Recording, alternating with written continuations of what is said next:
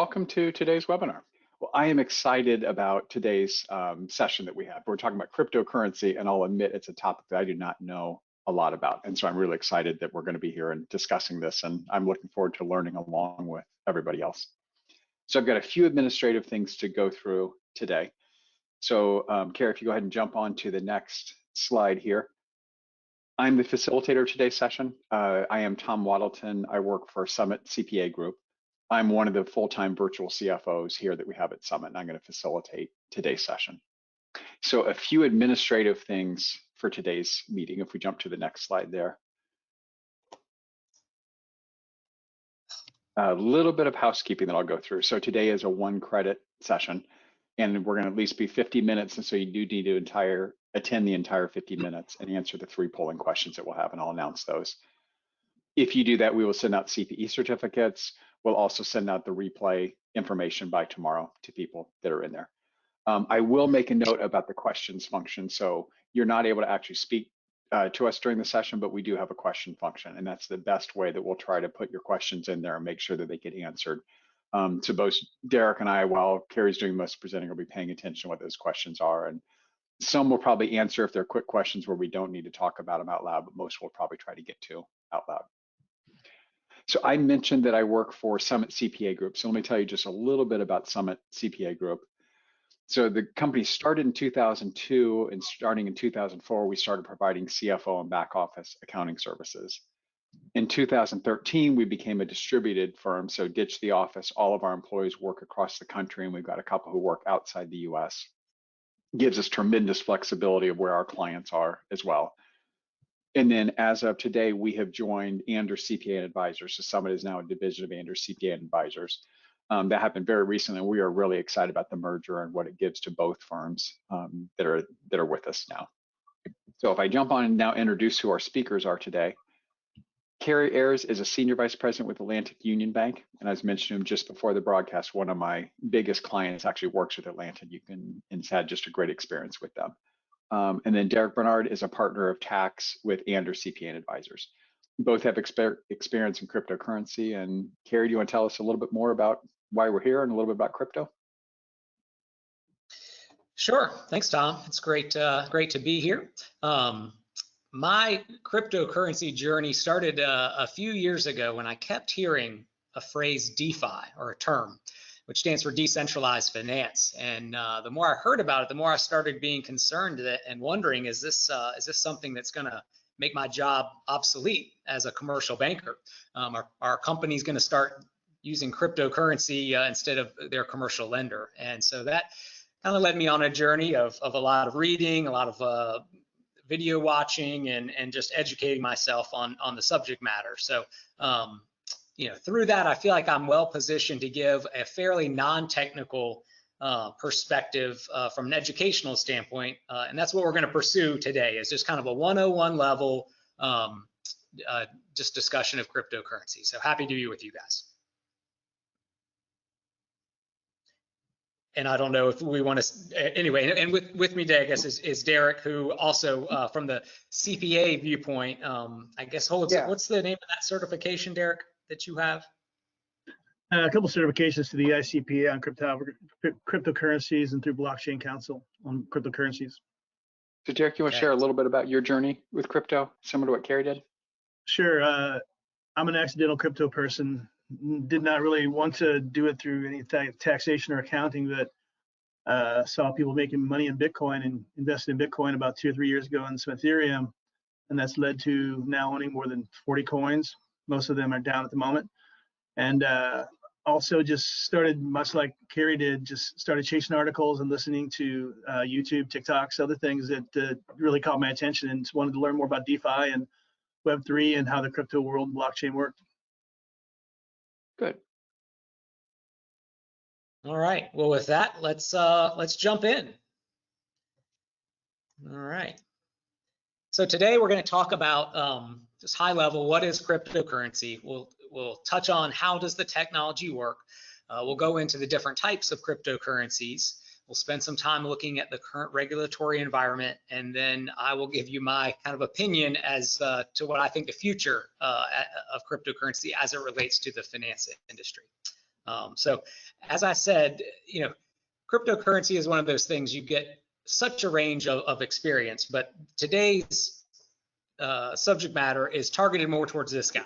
I don't know how Bitcoin works, and at this point, I'm too afraid to ask. So my apologies if you're someone in the audience that is steeped in all things cryptocurrency and blockchain. This may be boring for you. I encourage you to speak up and correct me if I'm presenting things that are inaccurate. But thanks to everyone for being here nonetheless. So let's start by talking about what is cryptocurrency. Well, the crypto in cryptocurrency stands for cryptography, and that is the study of secure information and communication techniques derived from mathematical concepts. An easy way to think of cryptography is it's very closely linked to what we use every day, encryption. I know at the bank, and I'm sure it's true for everyone in y'all's industry, anytime an email is being sent with a social security number, an account number, anything sensitive, we send that through an encrypted channel. Well, encryption is a algorithmic-based computer kind of study within the greater cryptography kind of umbrella. Now, cryptography brings these four different components into play. Obviously, just like encryption, confidentiality, integrity, keeping the information with integrity during its transfer. But it adds these next two: non-repudiation. The creator and sender can't deny at a later stage their intent to create the transmission. And then authentication. The sender and the receiver can confirm each other's identity and where and when the information was sent from and to. Now, the other piece of cryptocurrency that makes it unique is two other buzzwords that I'm sure everyone has heard, and that is a decentralized blockchain. Now, it's kind of a big word, but really, in essence, there's not much to it. In fact, the idea of blockchain technology has been around since the 60s, and it's basically a digital ledger of transactions. So think of almost like an Excel file of your check registry. A digital ledger of transactions. Mm-hmm. The unique thing about what cryptocurrency does is duplicate that digital ledger and then distribute it across a network of thousands of computers, which in the crypto world are generally referred to as nodes. And then each of these computer nodes serve the associated blockchain by validating, confirming, securing, and writing blocks to the chain. So this being kind of the main and important part of how this whole cryptocurrency thing works, let's take a second real quick and look at kind of a visual, just to make sure that everybody is feeling like they understand this before we move on. So you see there in the top left corner, someone in the network requests a transaction. Now it has a picture of a laptop, but this might be through a laptop or even your phone these days. And when it says a transaction, it doesn't necessarily mean a monetary transaction, although often it could. It could also just be signing in or confirming adding data to a database. But when somebody requests this transaction, that request is broadcast over all of those thousands of computers that are serving the blockchain. They talk to one another. They compare the request that's been submitted. They check to see who is submitting it and do they have the right credentials to be able to submit the request. And then once they have reached consensus and says this is a verifiable and accurate and correct transaction, they then write that transaction along with any others that have been submitted into the current block that's being written. And then at completion, that block is added to the chain of blocks, kind of taking its place as a link in the chain, and it at that point becomes immutable and is there for the duration, which is what provides the security for blockchain technology. And at that point, the transaction would be complete. So I like to stop there just to see if anyone has any questions on just kind of the high level how this stuff works. So any questions? So we have just one, and before I do that, I am going to launch the first poll question. So as we ask questions, we'll let people go ahead and answer the first poll question. So that's up. So the one question that we do have, Cary, is, So when I hear that everything's in blockchain, at the same time you hear about people investing in crypto in different names of Bitcoin and Dogecoin and things like that, is there a separation then between what It's a happens in great blockchain and question. someone investing?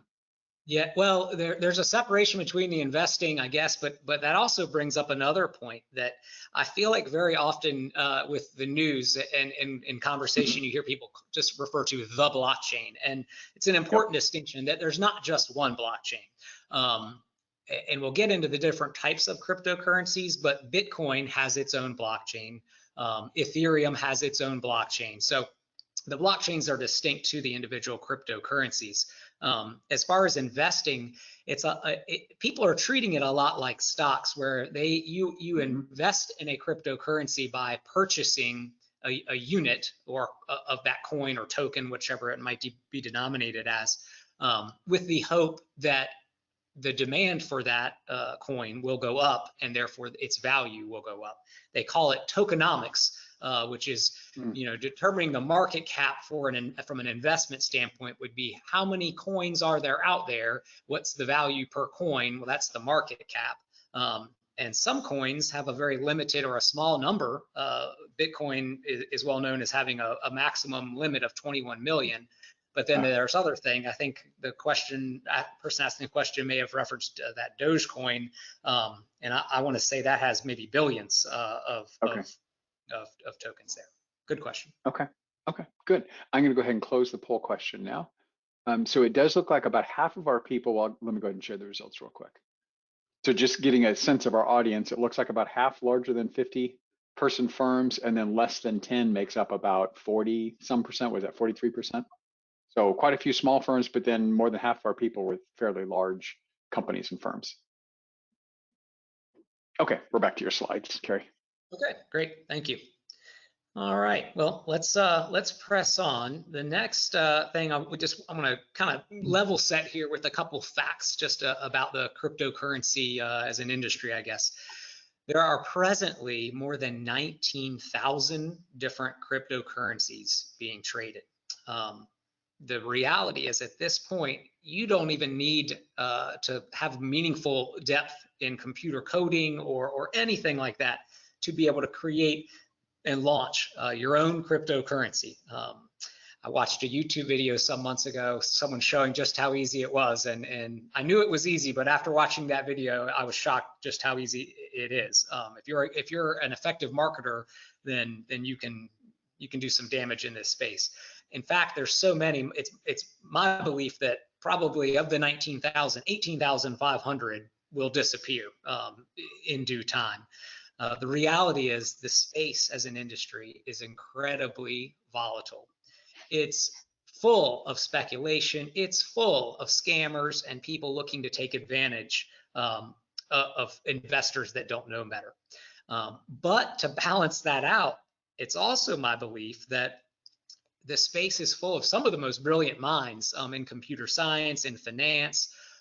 In fact, I think most of the younger generations that are entering the work world now, if they have a background in computer science programming, it's their preference to go work in what they call Web3 versus going to work for a Google or a Facebook or something like that. So there's a lot of good stuff going on amid the questionable stuff. But as of last month, the total market cap for the cryptocurrency industry was just under $1.3 trillion. Of this, 570 billion is Bitcoin and 250 is Ethereum. So it just goes to show that the remaining billions there is spread out on all those 18,998 other cryptocurrencies. Yeah. And then an interesting fact just from November of last year from the Pew Research Center was that from a penetration standpoint, 16% of Americans have invested, traded, or used a cryptocurrency, which is a higher number than the number of percent of Americans that hold a direct stock investment. Now, this obviously excludes 401k balances, but I found that interesting. Just it's kind of has been so far maybe the dirty little secret that people don't talk about quite readily at dinner parties yet, but that 16% is a meaningful number there. So interesting. Yeah. This probably relates to a question that we have, Cary, then, and I hope this doesn't take us too much off. So Tina says, I'm still trying to wrap my head around the why of cryptocurrency. So you may have mentioned Yeah. this, but can you talk a little bit about just, okay, why is this even a thing and the need for it? Yeah, I think that's a great question, because in all honesty, so many of those coins are a solution in search of a problem. And I tend to agree with that question is, in a lot of aspects, I think the why is still being borne out. We're going to talk about the different use cases here, so this will shed some light on that and maybe help answer that question. Good. But largely yet to be determined.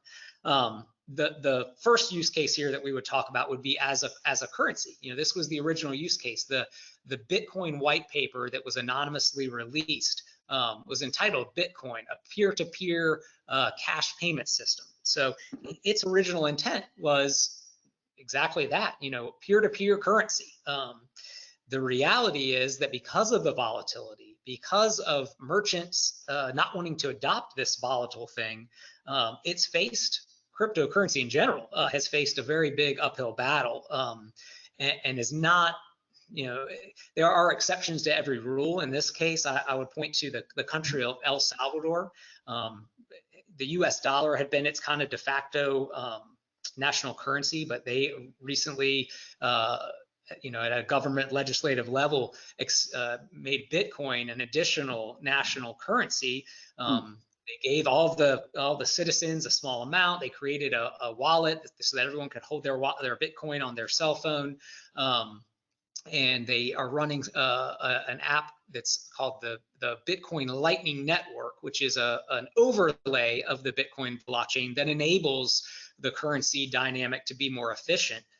And they're able to eliminate the volatility. The folks, whether they're McDonald's, Starbucks in El Salvador, or just someone selling mangoes on the side of a mountain road, they're all able to leverage that app through their smartphone to transact in Bitcoin, and they can have a setting toggled so that as soon as they receive it, it can be converted to dollars or another denomination. But the original use case is as currency, and still I feel like it has a ways to go there. Bitcoin has since kind of changed its underlying narrative to less one of currency and one more of a store of value. The volatility still is there. There was a lot of discussion in these inflationary times as Bitcoin being an inflation hedge, but really it's proved to have a really high correlation with the stock market under the recent stress that we've seen there. So I feel like long term, maybe the jury is still out on if that narrative is most applicable. You know, but at a value per coin still of roughly $30,000, you know, there's something in a you know, trillion and the billions and billions of market cap. There's something there. Good.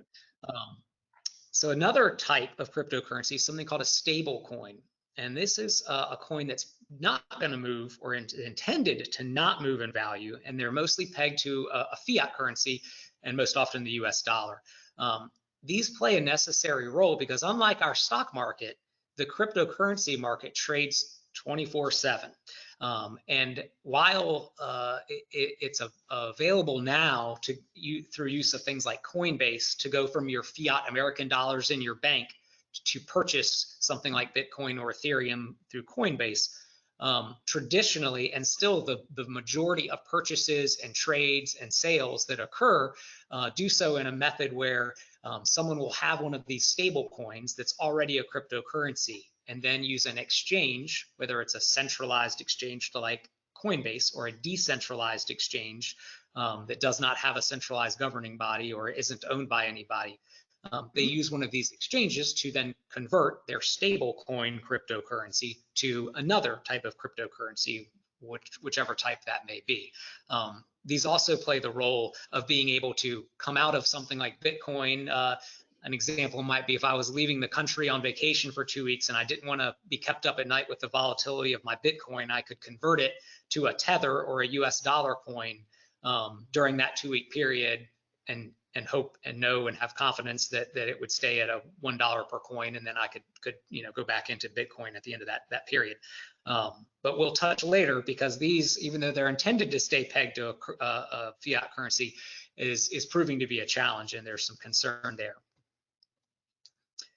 Another type that's on the horizon, we don't really have this here in the US yet, but would be called a central bank digital currency. This would be a digital currency issued by the state government or the central bank. Our US government has many proponents of this, but just as many in the government that are against this. From a pros standpoint, central bank digital currencies would be great because it would give our Fed more control when it comes to them instituting their monetary policy, tracking how their policy is it working? Is it not? They wouldn't have to wait months and go through data. I think they'd in more real time be able to tell. It would reduce counterfeiting, and money laundering would become more difficult. But the flip side is Uncle Sam is already, by most accounts, tracking us all very closely, and it would be all the more the case with a central bank digital currency, where every dollar bill that we have now has a serial number on it, but we're not concerned when we go drop a $20 bill at a restaurant that bill is being tracked. But with the central bank digital currencies being housed on a blockchain where everything is transparent and able to be seen, there would be concern from a privacy standpoint. Another example of the ability to control this would be, I've heard it said that if a central bank digital currency had been in place during the initial times of the pandemic, when all of the stimulus checks went out, the government could have issued these central bank digital currencies directly to your digital wallet, but then also put qualifications around them as to the type of uses that the receiver could spend them on. And then even the timeline that, we're giving this to you to be stimulative in the economy. We don't want you saving this. So here's $1,400. It's going to drop by 10% a week until, either you spend it or it's gone. So, just interesting thoughts, and it'll be interesting to see how that unfolds. Just within the Cary, at that point, you're basically talking about a cashless society, correct?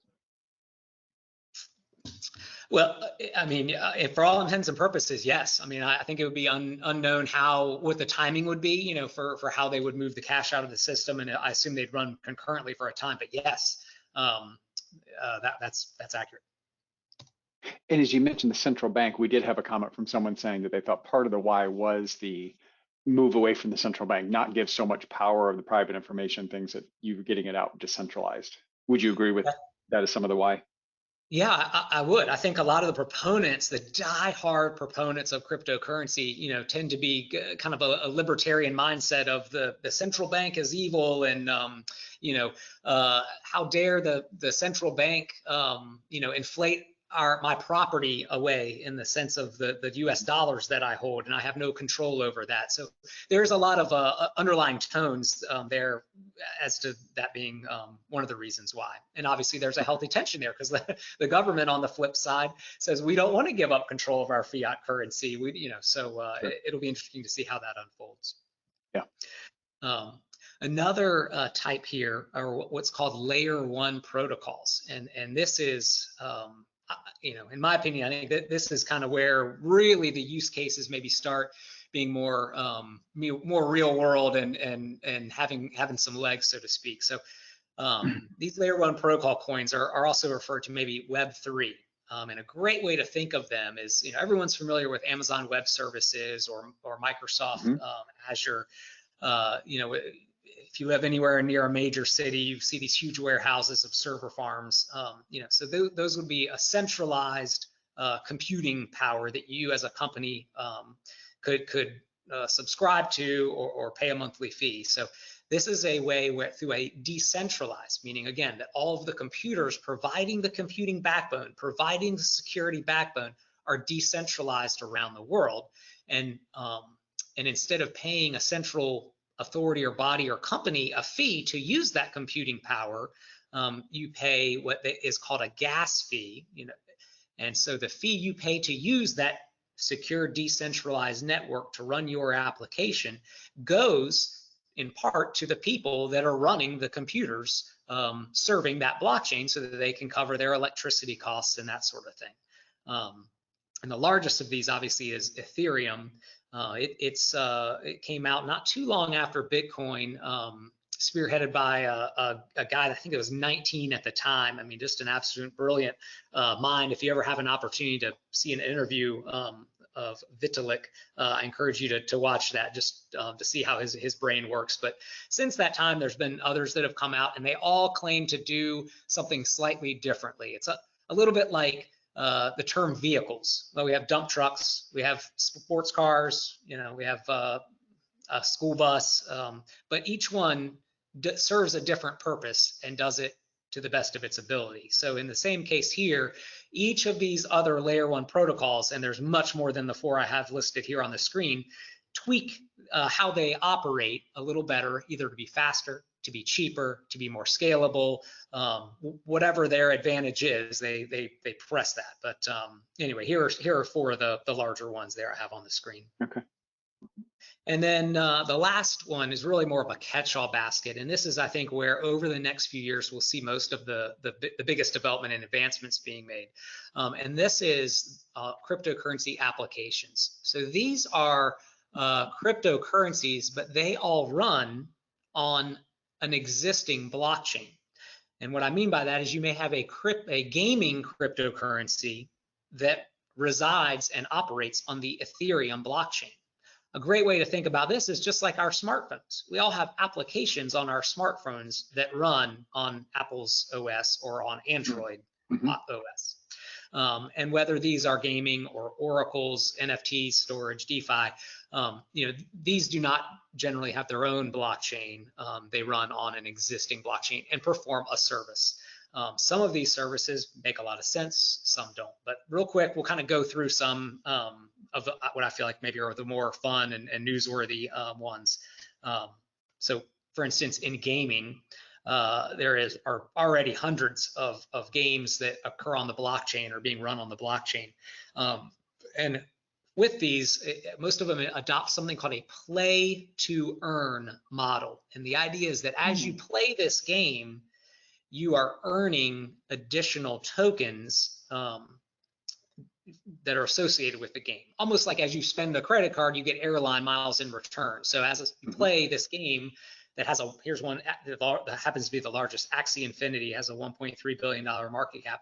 As you play this game, you earn some of their tokens, which then you could convert, if you stored up enough, you could convert to a stable coin, and effectively you've monetized playing this game. Okay.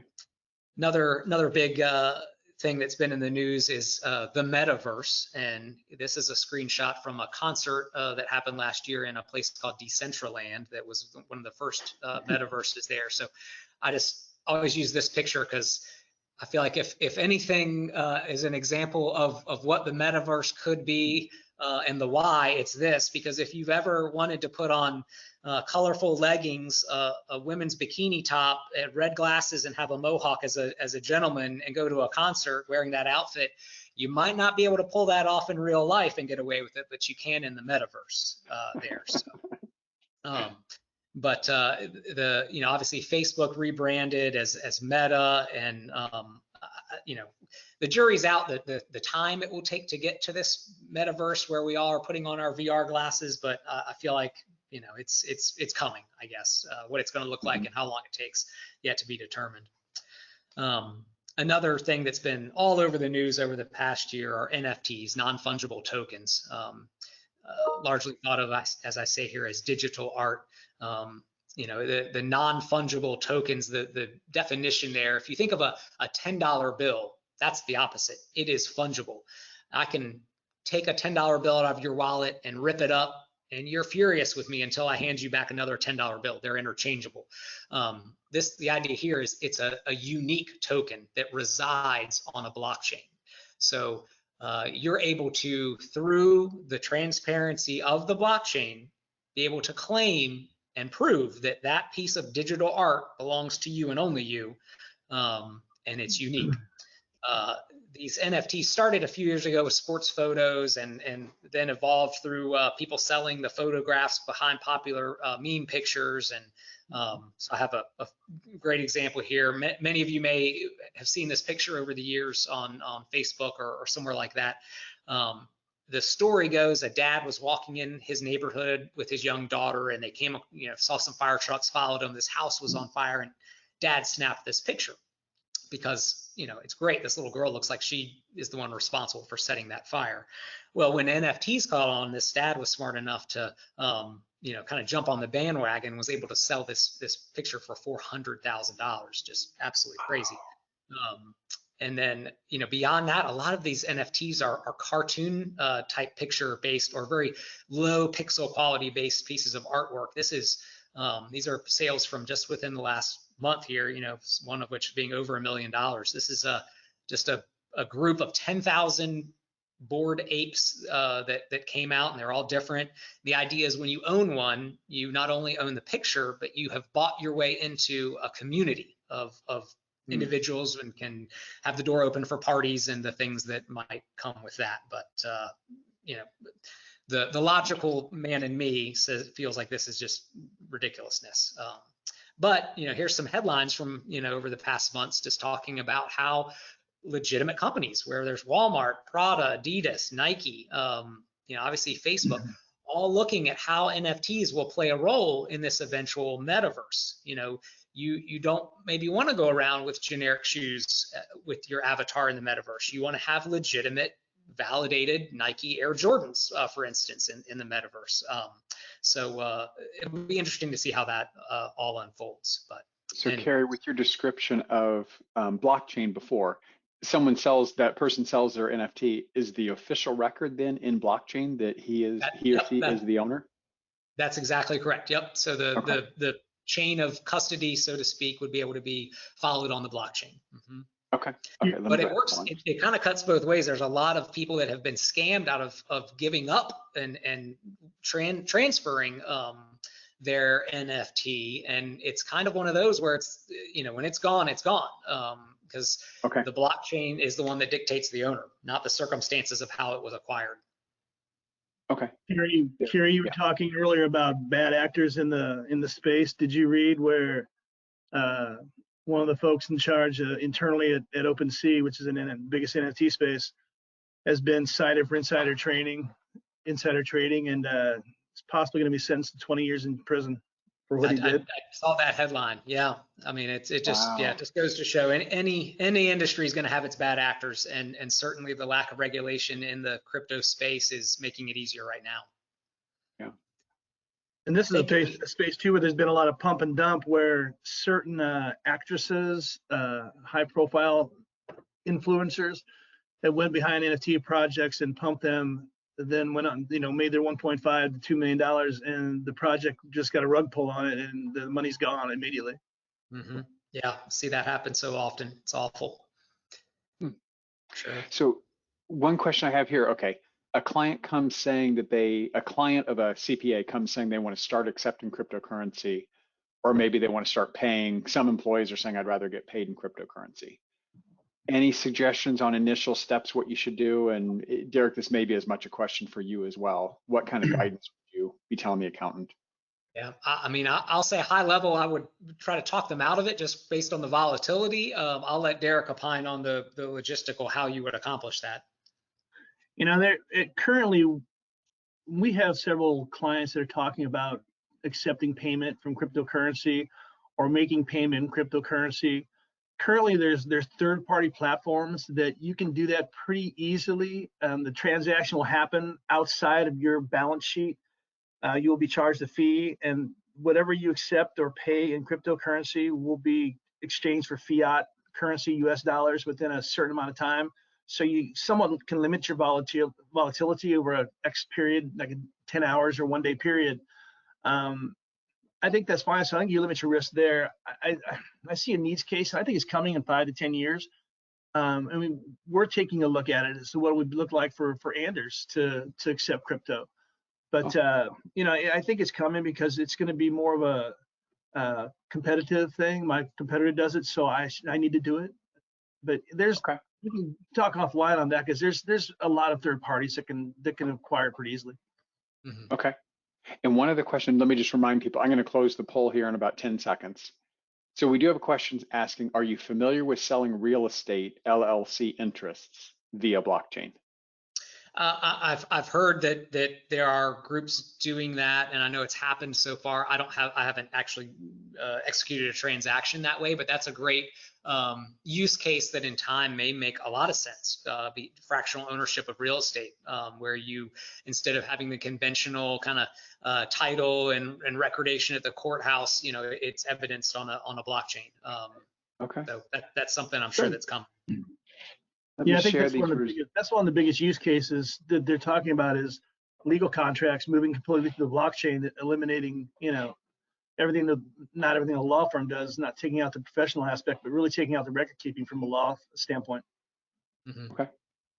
You can see the poll results, and I'd be interested in your reaction to that. So if I take those first two, 58% answering that either their clients are using cryptocurrency now or their firm is using cryptocurrency. Is that any reaction to that? I agree. That's higher than I would have guessed. I guess you have to drill down and see to what people using it. That could just be maybe they're talking to customers who have waded into the waters and bought $1,000 of Bitcoin through Coinbase just to see what it's like. Good point. That could be. Okay. And would there be individuals or businesses that are doing that? Oh, I imagine it's more individual based. I can't imagine there's too many businesses that have yet waded those waters, but I don't know. Yeah, that's a good point. If people answered in such a way that said, "Well, I bought some Bitcoin because I want to invest," and if they're including that, that's not how I was thinking of the question. Okay. All right. Well, let's press on then in the interest of time. So high level, just kind of talk about the regulatory environment. Right now it's as I mentioned, governments with fiat currencies have really a vested case against any of these gaining traction in a meaningful way as an actual currency, because that's moving control away from the government. The U.S. really has struck a pretty good balance so far. We've always had a really strong desire to protect the end user, and crypto keeps shooting itself in the foot. We've talked so much about scammers and pump and dumps and rug pulls, and I gotta imagine that most investors over the last year have lost money on any investment they may have made here, and it's because there's just no regulation at this point. So the U.S. hasn't really cracked down on things yet, but I think that regulation is coming, and I think it'll be a good thing. Just a high-level comment: crypto exchanges are viewed by FinCEN as a money center business. So as a result, really banks kind of view it that anything that has to do with cryptocurrency is just too risky to touch, because banks don't really understand, that someone may have a very innocent software company that writes applications that are intended to be on a blockchain, and that's very far from being a crypto exchange. But many banks still would hear the word crypto and say, no, thank you, we're not interested in banking you right now. So there's a big challenge and an opportunity, I think, for banks to figure out how they can work with this emerging kind of business class. And then the IRS, still crypto is viewed as taxable property. There's presently no wash sale rule. So if you had purchased Bitcoin as an example and were down largely, but intended it to be a long-term hold, you can actually sell it, kind of recognize your loss, 1 minute later, purchase it back, and when tax time comes later in the year, you have that loss that you can recognize. There was language in the recent Build Back Better legislation that did not go through. Obviously, that bill died, so to speak. So it would have changed that dynamic. But as it stands now, that it's still the law of the land. Okay. Let's see. And then Security and Exchange Commission has commented that most of these cryptocurrencies are securities and should be treated as such. And then I was going to get Derek to comment here just from how they're treated. I know they're treated as an intangible asset on the balance sheet, but Derek, is there any other comments you'd want to make? Yeah, some interesting new news. FASB's came out and basically said they're going to start a project regarding what to do with cryptocurrency, how to value it, et cetera.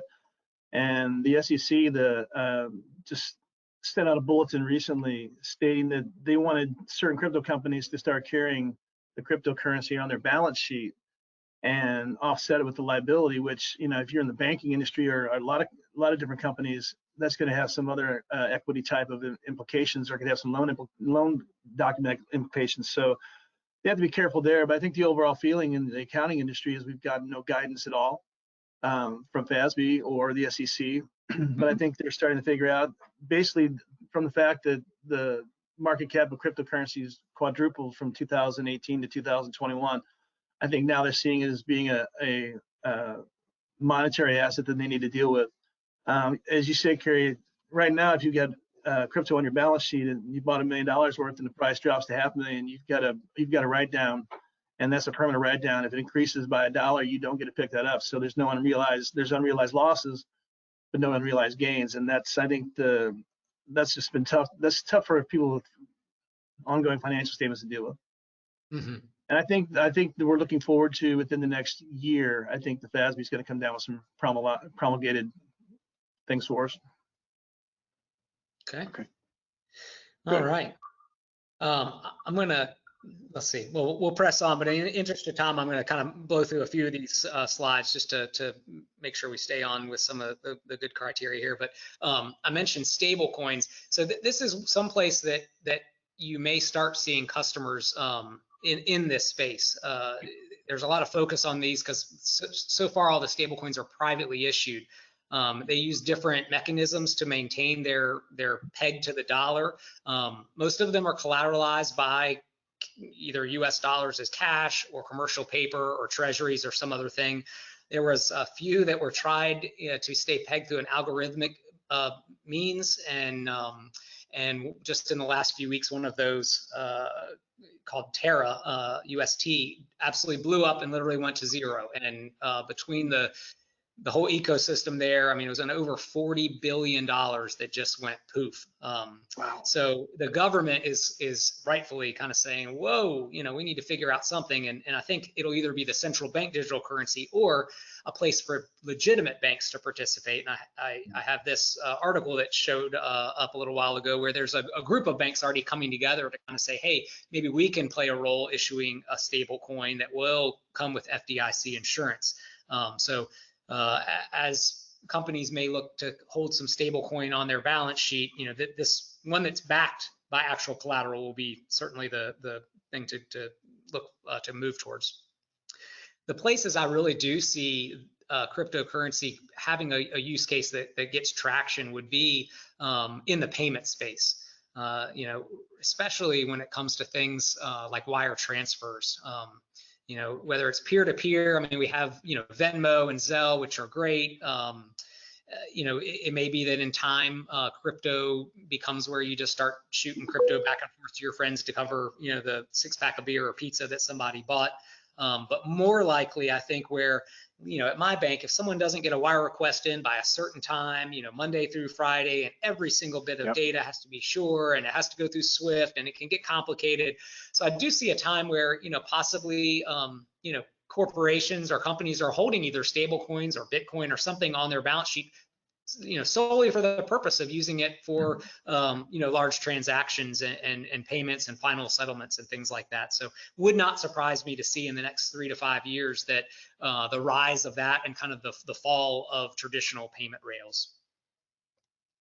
And then also as it relates to companies you may work with, as so many people and companies are looking and chasing yield right now in this prolonged low rate environment,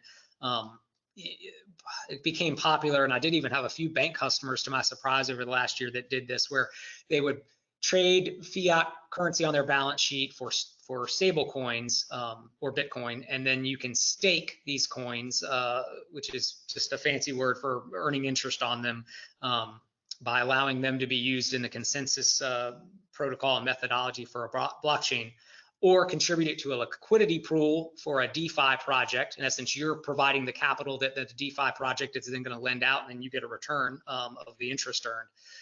Or just even allowing a third party to hold your stable coin and earning interest on it, much like a savings account.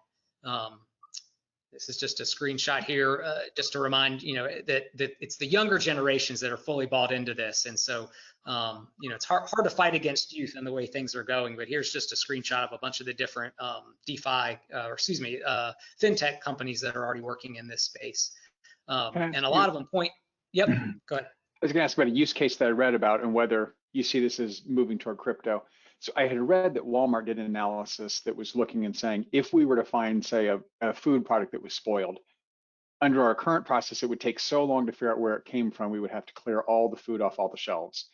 Mm-hmm. And what they had said is, had we used the Bitcoin and the whole blockchain approach, it took like 15 minutes and we could narrow it down and say, okay, it was this localized thing.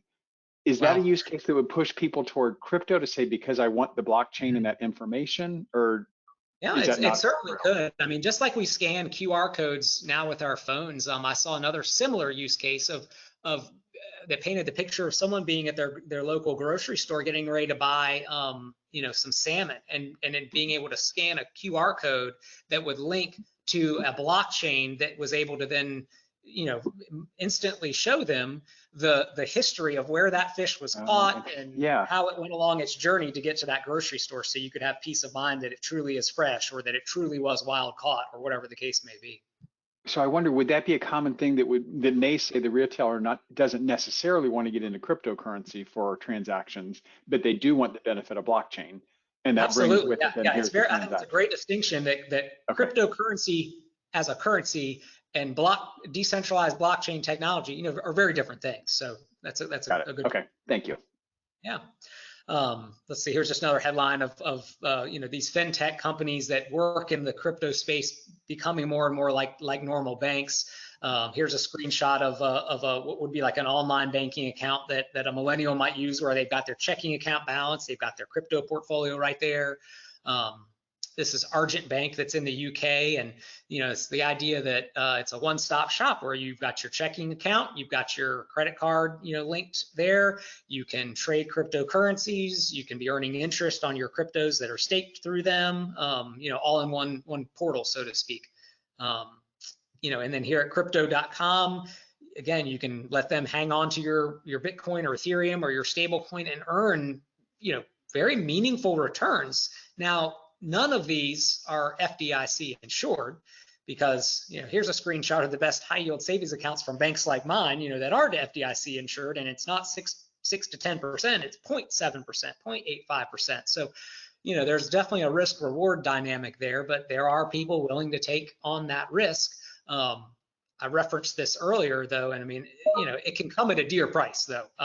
There were a lot of companies that had purchased this UST stablecoin, had moved it to something called the Anchor protocol, where they were enjoying a 20% return, and thought that they had struck it rich and all things were right with the world. And then over the course of a weekend, it literally went to zero. So if you have customers that approach you about this as an idea to earn higher interest, certainly remind them of the FDIC dynamic and this news story.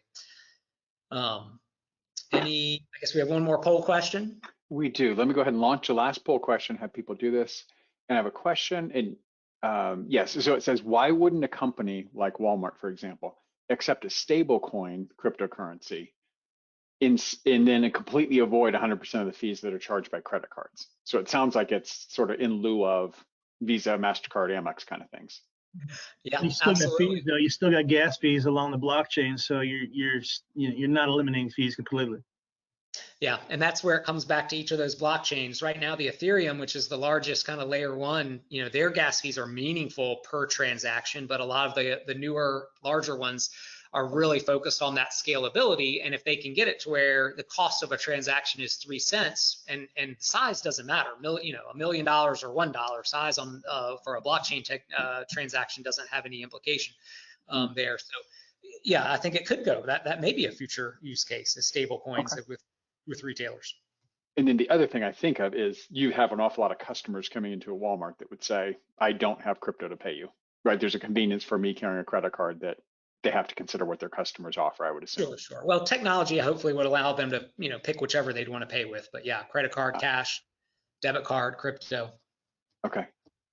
We are right almost, now, right now, if you're using Square or other things like that, Square keeps crypto for you. So I think it's going to move in that way. We're going to have, and it's going to be a problem for accounting. It's going to be an accounting nightmare also. But people like Square and PayPal currently they have your crypto residing on their platform that you can exchange and use through your account. So Okay. I think that's going to become more prevalent. Okay.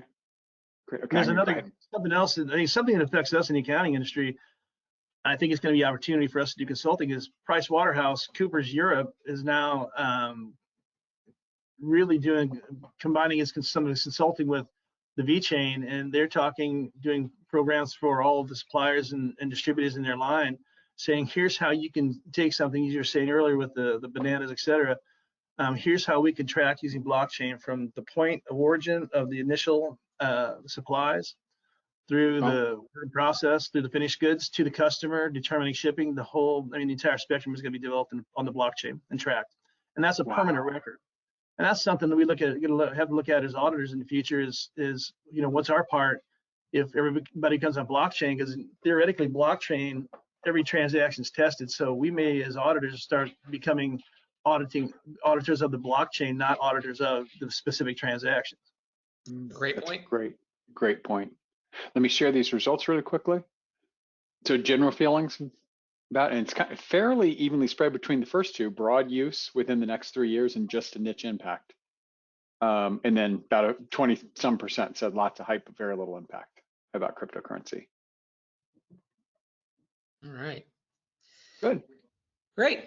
Okay. Cool. So the big question, what's the takeaway? And this is just me reading the tea leaves, so to speak, I guess, from my perspective. But I've got this video here, and actually, I think in the interest of time, we were trying to look at this video earlier, and the sound wasn't coming through. So I'll just encourage you all to look up on YouTube. It is absolutely worth it. It's such a chuckle. But if you just type in Internet Today Show, I think this video will pop up. It's from 1994, and it's Brian Gumbel there, I think is his name, in the middle, and he's being told to, if you have comments, send it into this web address, something@ge.com. And the @ symbol, he doesn't know how to even read that. And so he's asking Katie Couric, how do I read this email address? And at one point he says, they're talking about it's something with the internet, and he says, what is the internet anyway? And now in 2020, hearing kind of someone say, what is the internet anyway? Now, granted, you see on the screen there, that was 1994. That was a long time ago, but for many of us on this call, that doesn't feel like that long ago. And, at 1994, where they're talking about the internet is an email and a communication and a banner, website, to now, though, when someone says, well, what's the internet? Gosh, here's a list: streaming video and advertising, email, voice over the internet, online shopping, data storage. We could make a list of 1,000 things that the internet is to us. And I really feel like that's kind of the takeaway, is that so much so we talk about cryptocurrency. That's just what this industry is called. But I really feel like it's going to end up being less about the transactional currency. I don't see Bitcoin or Dogecoin or anything materially taking the place of the US dollar. I think it's more about just the rise of these decentralized applications running on a decentralized blockchain, maybe some, payments business to business, to either because of a greater speed or security, and then just a mental shift into this becoming kind of part of everyday life. And then I would close with just this little chart. I found this great website that shows the adoption of different technologies over time. And so this is a graph that just shows the adoption of the flushing toilet, from when it was invented back in the mid 1800s. And when you show someone a chart like this, it feels like, wow, that's a pretty aggressive rate of growth, and it looks impressive. But when you now overlay cell phones, computers, smartphones, tablets, those lines are just about straight up because the rate of adoption. And so I really liken where we are in this cryptocurrency thing is just so much like the .com boom that happened shortly after that Today Show video. Most of us, I'm sure, lived that time too, where these stock valuations got, through the roof, and there were websites coming out to solve every type of shopping problem that you didn't have, spatula.com or whatever the case might have been. And most of those went away, or, or were ahead of their time. And in the same way, I think, there's something here with this technology for sure. There's going to be ways that it advances and it solves problems in our everyday life, and ways that it speeds up payments. Maybe Bitcoin does end up being a store of value. But I think we're just still in the early innings. That said, we're in the early innings of a game that I think is going to move pretty quick. So I just would encourage everybody to learn what you can, when you can, keep an open mind, but while you keep an open mind, be cautious and realize that it is still a very dangerous place, and a lot of good may come from it, but there's still a lot of questionable things involved. So anyway, with that, that's all I have. Great, thank you. I want to go ahead and close out. Question? We do not have a final question. Cary and Derek, thanks to both of you. This has been really educational. As I mentioned at the beginning, this was personally interesting to me, and many of the courses I feel like I'm facilitating but don't have quite as much interest in the topic. So thank you for that. We did receive a couple questions, people asking about the slides. The slides are great, and we mentioned that we will be sending those out. So if you participate in today's session, you should get a copy of the slides that are there. If you advance a couple, I think we have a couple slides to show here, Cary, that we have. So if you want to keep learning, on YouTube, we have our Modern CPA Success Show. So we have people from within our firm, we have clients, we have other professionals talking about CPA success, virtual CFO services, things like that. So please tune into that. There's an additional offer on the next slide that you should see. If you want to join CFO community, there is a Slack community, and you can see you have a code for a 1-month free access. Lots of accountants participate in this Slack community, this VA CFO community, and sharing information, sharing topics, asking questions, getting involved is a great way to do that. And one more offer I think that we have on the next slide is our course. So I mentioned at the beginning, I'm one of our virtual CFOs. If this is of interest to you, we have a 15-module course that takes you through everything that we do at Summit CPA to deliver fee CFO services to our clients. You can see what's in there, and it does include the Slack channel that I mentioned, discounts on things, and then a weekly session that you can participate with other CPAs who are trying to implement this to get guidance, and we offer coaching sessions to people. Again, thank you to our speakers. This was fantastic, and we hope everyone has a wonderful day. Thanks, guys.